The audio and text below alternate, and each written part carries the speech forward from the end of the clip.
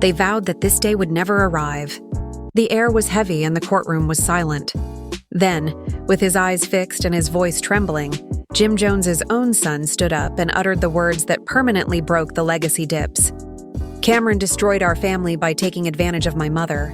Chrissy's gasp was audible. This wasn't just about music beef, old grudges, or shattered hearts.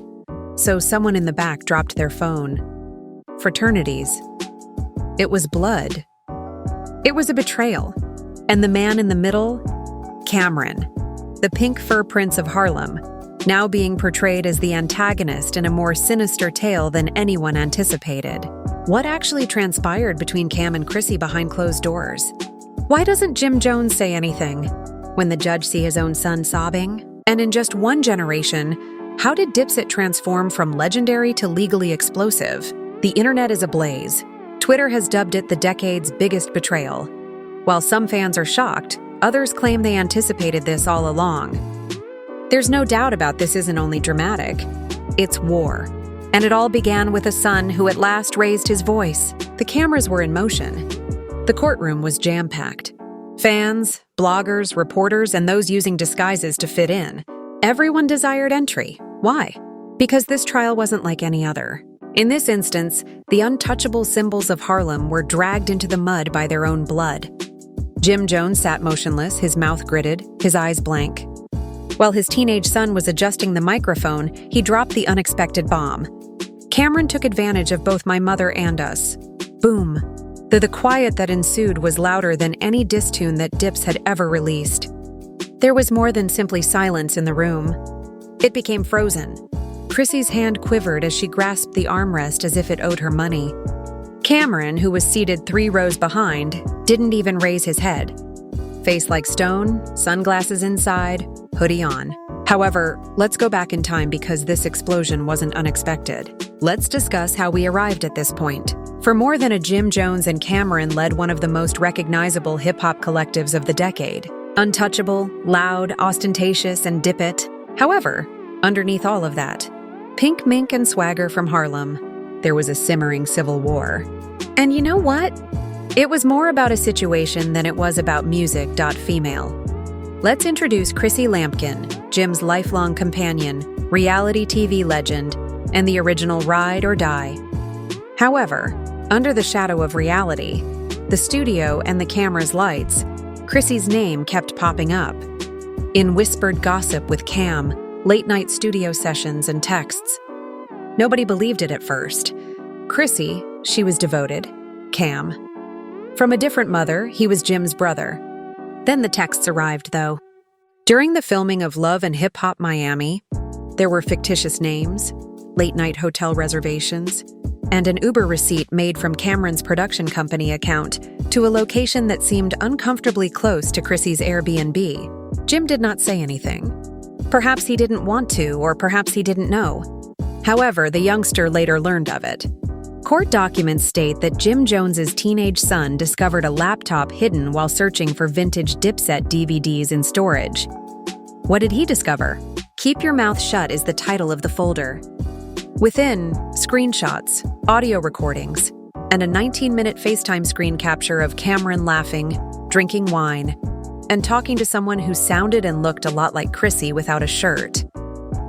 The exchange was far too informal to be harmless. That same son is currently giving testimony. "I used to look up to Cam," he said to the judge.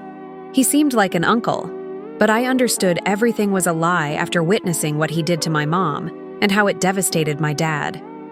Here's where things become much worse. According to a secret source within the courtroom, the son had to interrupt his testimony twice in order to collect himself and wipe away tears. He claimed to have heard brutal disputes between Chrissy and Jim, during which Chrissy allegedly yelled, "You think you're the only one who got hurt? You are aware of what is sealed." "You know what it is, Chrissy?" Cameron said in a garbled but distinct audio clip that was played in the courtroom. "Unless you want him to, he doesn't have to find out." Soft laughing came next, followed by quiet.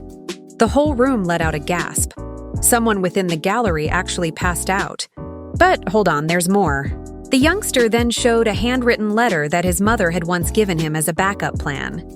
A thorough analysis of her complex connection with Cameron may be found herein. How it began as a business but went too far. How she felt tricked. Jim would never get it. Cameron's team opposed right away. Hearsay. It was approved by the judge. Why? Because the letter was postmarked from 2019, long before this trial even started, and it was confirmed by a handwriting analyst. And yet Jim Jones remained silent. His lips were clenched as he sat there, scratching his forehead from time to time as if he were trying to forget what had happened. However, Cam was only beginning, because Cameron's attorney asked for a recess after the letter was read, but it was turned down. At that point, the prosecution unloaded yet another bomb. Social someone saved as Queen C received media messages from Cam's burner Instagram account saying, "I already miss you. Inform him that you are on set. What you do with your tongue?" Yes, those... The courtroom has become a maze. People don't understand who to support. Jim appears deceived. Chrissy appears to be in ruins. Cam is sitting there as if he knew. This day would arrive. He didn't give a damn. The judge was actually stopped dead when the son concluded his testimony with a quote. "He took advantage of her. He shattered us. He now wants to pretend that he is the victim." The judge did not say anything. The space failed to breathe. At that point, the court was temporarily adjourned since Cameron's own testimony was due. You might use a dipset chain to cut through the thick tension. Everyone anticipated that Cameron would storm out, skip the stand, or perhaps even make a statement through his PR team after Jim's son dropped the emotional grenade in court. However, no, that would have been too tidy. Rather, Cameron got to his feet as if he were entering a radio freestyle. Just a bubble vest, black jeans, and no suit or tie inside. Sunglasses are still on. The bife called his name, as if the spotlight wasn't bright enough already. The judge's gaze narrowed. Cameron then took the stand. It was holding its breath in the room, phones vibrated in laps, and people whispered. Chrissy was unable to glance up either. With her fingers clutching her fancy handbag as if it were a lifeline, she gazed down at the table. With confidence and readiness, the prosecutor walked up to Cam. "Did you or did you not engage in an intimate relationship with Mr. Giles?" she asked, using his official name. "Miss Lampin during her long-term relationship with Mr. Jones?" Cam grinned. That notorious sneer from Harlem. "I beg you to set the dips," he said. It shook the courtroom. Her gavel was banged by the judge. The damage was already done when the order was called. The public needed only that smirk to go nuclear. Twitter took off. "Just beg the dipset, Cam." Chrissy was allowed to discard the entire bag. Jim Jones has to release a diss track right now. But the heat was only getting started back in court. A transcript of a wiretapped conversation between Cameron and an unidentified female caller was produced by the prosecutor. The voice sounded like Chrissy's, the conversation on that date 2 years ago. "You continue to claim that it wasn't serious because it wasn't. You see, I was the only one there. Something was needed by you. Look, he despises me now. He doesn't despise you. He is only partially aware of the truth." Once more, the room froze. This was not an isolated incident. Years of secrecy served as the foundation for this emotional entanglement. Cam made an effort to minimize it. He said, "I don't know who that was. Anybody could have done it." However, Chrissy's voice broke. "I was that person," she said quietly, but loudly enough for the microphone to record. Chrissy Lampkin was then included in the official court file. With pursed lips, the judge leaned forward. "Miss Lamon, you're acknowledging that the voice belongs to you." Chrissy gave a nod. "Yes, I am." Another gasp. Jim Jones remained motionless. His eyes were bloodshot, but his expression was stone. Anger was coming up. It seemed to be crawling through the air like static. The prosecution's strongest card to date then appeared. A slew of emails from Cam's A Secret Chrissy and Cam reality show spinoff was allegedly taped at a difficult period in Chrissy and Jim's relationship, according to a label provided to VH1 executives. Although the program never aired, it was genuine. A leaked copy of the non-disclosure agreement Chrissy had signed was currently in the prosecution's possession. Why was this never disclosed to the public? The prosecutor inquired. Cam gave a shrug. Jim learned about it. It was shut off by VH1. Jim fixed his gaze on him. "You were attempting to make money off of the lady your friend loved, so why didn't you inform him?" The prosecutor went on. Cam's answer. Because in this industry, loyalty is a fantasy. Either you take action or you get taken advantage of. Boom! The viewers gasped. Before being led out of the gallery, one man actually yelled, "You foul!" However, that wasn't even the worst part, was that the judge stopped everything as Cam was about to leave the witness stand. "There's one more recording," she stated. Afresh that morning, the envelope had just come. A flash disc with only a black C on it contained an anonymous sender. The audio was startling. It was Cameron, obviously intoxicated. He was discussing the Chrissy scenario with a group of men at what seemed like a private party in a slurred manner. Man, that wasn't even supposed to go serious. But you know how women are. Jim became emotional and began to ghost her, and she started talking like we were forever or something. The courtroom was quiet. You can't build an empire on emotions, bro. You gotta stay cold. I ain't got time for all that. Even the judge was unsure of whether to scream or cry. Chrissy was crying, but not in a dramatic way or on television. It was no longer simply treachery. It was real, raw, broken, and Jim, his hands balled into fists beneath the table. The audience suddenly saw why Jim's son appeared to be exploited. Cameron had distorted the story, played with emotions, and attempted to turn suffering into profit. When he testified, he was devastated because what he witnessed was not only dishonesty, but also the methodical disintegration of his entire home. The judge ordered a brief vacation at the end of Part 2 before announcing possible charges for emotional abuse and civil exploitation in addition to defamation. Jim Jones got up and left the courtroom just as the camera feed ended. He didn't say anything, simply left a room full of ghosts as a broken man. However, what transpired outside the courthouse as fans, reporters, and former members of the Dipset crowded the corridor? What happened when Jim Jones entered the microphones in the corridor, assaulted him like bees, shouting, "Jim, do you forgive Cam?" From TMZ, Shade Room interns, and TikTok live streams. Was Chrissy lying to you for a long time? Do you still support your family? Jim continued to go straight ahead without responding to any questions.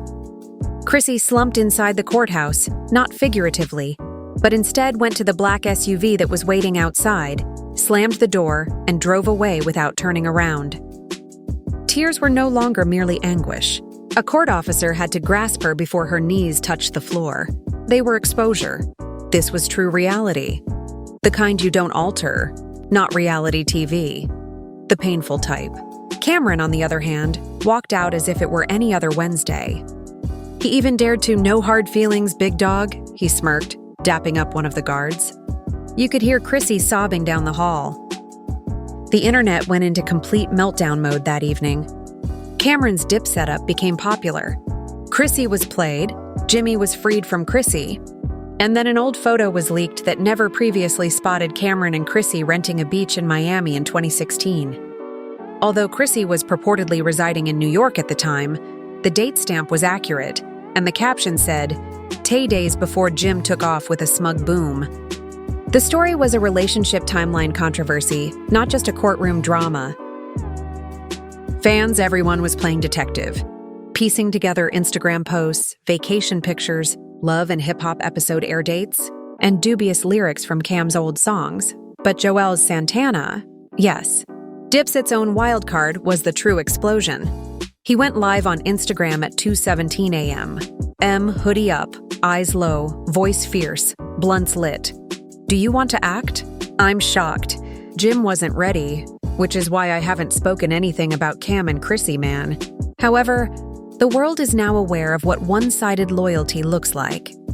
Cameron was attempting to incite animosity among the team members. Fans swarmed the comments, praising Jim's son, who had more bravery than all of us put together, and using Chrissy as bait. If Jules is speaking, this shit is genuine. He just blew the lid off everything. Loyalty trumps legacy, period. Brands immediately withdrew, and Cameron's limited edition sneaker contract with Reebok was put on hold while it was reviewed. Dame Dash unfollowed Cam on Instagram, while VH1 discreetly deleted advertisements using an old Dipset tune from their Legends of Love and Hip Hop playlist. The next shocking development was that Jim Jones's legal team announced a lawsuit against VH1 and the producers of Love and Hip Hop rather than Cam. Why? Because it appears from hacked emails that they were aware of Cam and Chrissy's predicament years ago and reportedly exploited it to skew plot lines in order to increase viewership. The lawsuit alleged exploitation of a kid and gross emotional negligence, citing Jim's son's placement in a psychologically damaging setting for on-screen drama. And in the midst of this PR carnage, Cameron did the unimaginable. He went on Drink Champs. Yes, within 72 hours after the courtroom breakdown, Cam sat down, glass in hand, and spoke to the world. Was I mistaken, perhaps? Was she harmed? Most likely, but don't act as though I'm the only one who violated boundaries. Chrissy and I had a past together, and we understood each other. That's mature people's business. And Jimmy, I will always love him. But love does not equate to quiet. If I am now the villain, then be it. I've been worse. TikTok was overrun with memes. The interview's audio was used as background noise for ugly breakup videos, parody skits, and caustic ex-confessionals. But Jim was going downhill while Cam was turning scandal into streams. He shared a black screen on Instagram with the comment, "You are not family by blood. Loyalty does." Then he vanished. According to others close to Jim, he fled New York, who owns property in Ghana, booked a last-minute journey there. Some think he needed spiritual healing, while others say he just needed to breathe. Chrissy, on the other hand, is supposedly in therapy and has severed all ties with Cam, but the damage is already done. Her admirers are split, her brand is unstable, and Jim's son hasn't said anything. Son of Silence. How Betrayal Broke My House is the working title. But insiders say he's doing better and has been offered a book deal. And just when we thought it was over, a black and white photo of Jim, Cam, and Jules was uploaded to Dipset's official Instagram account. The caption read, "Some empires fall, others implode. This is what happens when ego eats loyalty. Deep bet Cam needs help, not a podcast." The comment section was overflowing. Truly perished in court, and one of the most famous brotherhoods in hip-hop disintegrated as a result of secrets, sex, and silence, rather than gunfire or animosity. Even though the courtroom is closed, insiders claim that a second witness, someone who is even closer to Cam and has their own story to share, may be providing testimony. So this narrative is far from over. You've heard it all, or at least what was permitted in that courtroom. And believe me, we'll be here when that bomb goes off. The sun was broken, a lady was revealed, and a brotherhood was internally destroyed. Not by outsiders, but by ego, silence, and long-simmering secrets. But this is the true question. Was Cameron always the bad guy, or was everyone, including Chrissy, playing a perverse game in order to survive? Not to mention VH1, did Jim truly remain silent because the truth hurt more than the deception? Or did he truly not know all these years? Who is actually at fault in this situation? The same producers who grinned while families disintegrated in order to increase viewership.